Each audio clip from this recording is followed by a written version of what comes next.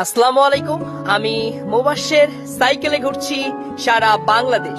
সাইকেলে সারা বাংলাদেশ ভ্রমণের ৭০তম দিনে দেখা হলো আমার রংপুরের পীরগঞ্জের প্রাণপ্রিয় ভাই ফারুক ভাইয়ের সঙ্গে, এবং তার পাশে আমার বন্ধু তারিফ। ওর বাড়ি আমাদের পার্শ্ববর্তী উপজেলা মিঠাপুকুরে। আর এখানে আছেন এই স্থানীয় লোকাল বয়েসরাও। সবাই আমাকে চিনেন।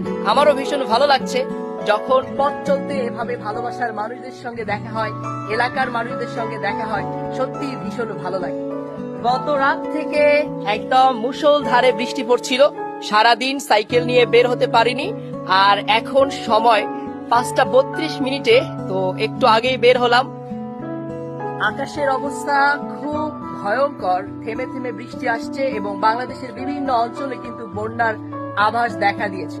তো যারা দেশের যে যে প্রান্তেই আছেন সবাই নিরাপদে থাকবেন, সবাই সুস্থ থাকবেন, আর আমার জন্য দোয়া করবেন যাতে নিরাপদে সারা বাংলাদেশ ভ্রমণ সম্পন্ন করতে পারি। তো পথে পথে আপনাদের সঙ্গে দেখা হবে, কথা হবে ইনশাআল্লাহ। সবার দোয়া চাই।